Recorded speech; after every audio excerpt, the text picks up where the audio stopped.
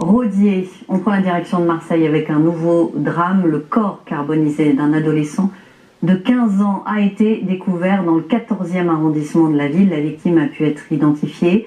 Il est inconnu des services de police. Une enquête a été ouverte pour assassinat en bande organisée et association de malfaiteurs. On en parle avec Bruno Bartozzetti. Bonjour, vous êtes secrétaire national chargé de la zone sud, syndicat Unité. Merci d'être en direct sur BFM TV.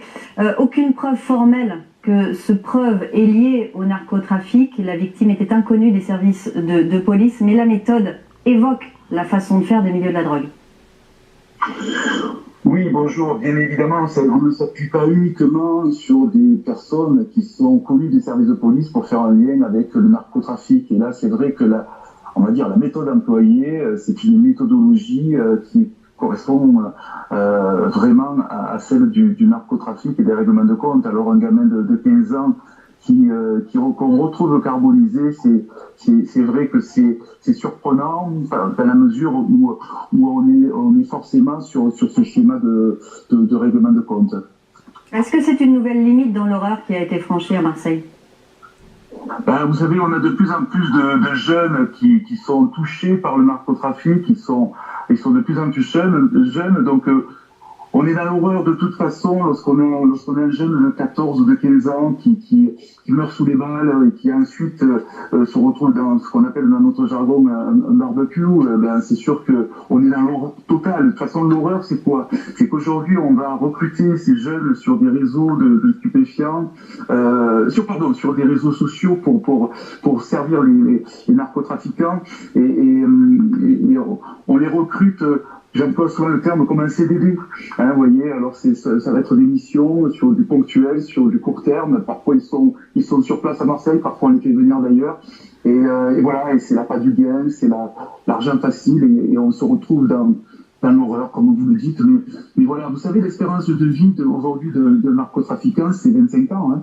Il y a une quarantaine d'années, on vous disait que l'espérance de vie d'un baril de la drogue, c'était 55 ans. Aujourd'hui, c'est entre 15 et 25 ans. Ils sont de plus en plus jeunes. Et quand on touche cette jeunesse, bien évidemment, on est dans l'horreur absolue. Bruno Bartozzetti, le 14e arrondissement de Marseille, il est complètement gangréné aussi, il faut le rappeler. C'est là où a été découvert le corps par cette guerre des gangs. On se souvient des guerres entre la DZ Mafia et Yoda autour de la cité de la Paternelle.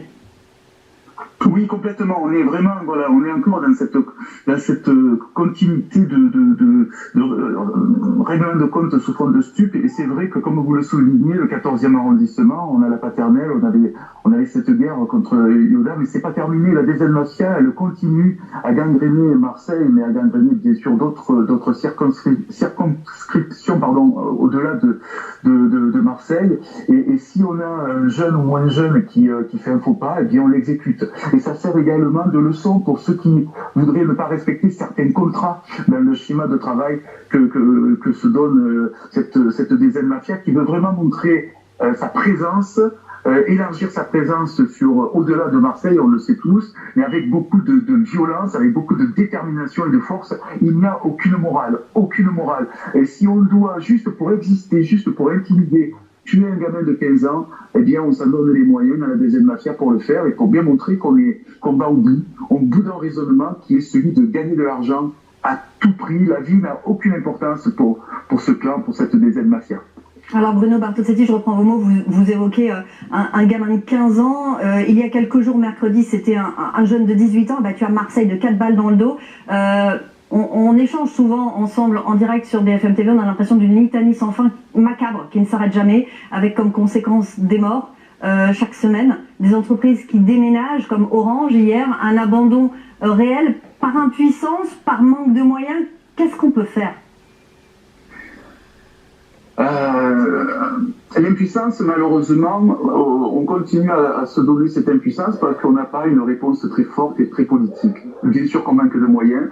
Et j'ai envie de dire que malheureusement, tout ce qu'on vit ces dernières années ne donne pas de leçons. Alors on peut saluer la venue de nos ministres de la Justice, de l'Intérieur, c'est très bien. Et s'ils n'ont pas les moyens pour pouvoir nous faire fonctionner au quotidien, eh bien on n'y arrivera pas. Les moyens, c'est de frapper fort, mais mais frapper fort à l'endroit de ces parrains de la drogue qui sont également à l'étranger.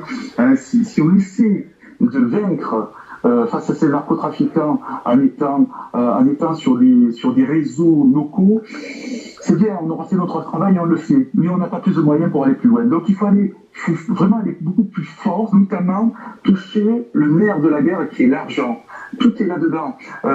Les narcotrafiquants, on leur fait mal si on touche à leur portefeuille. Et là, on rentre dans un schéma, il faut comprendre qu'on n'est pas que sur le réseau de stupéfiants, il y a tous ceux qui vivent autour des narcotrafiquants, et ça ne se limite pas à des épiciers, à des barbiers. Il y a des entreprises qui vivent grâce au narcotrafic.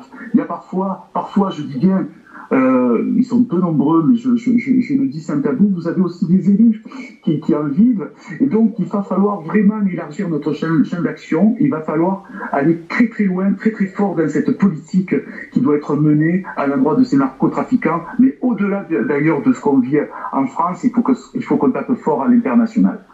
Merci Bruno Bartolozzetti d'avoir été en direct sur BFM TV. Merci de votre réaction.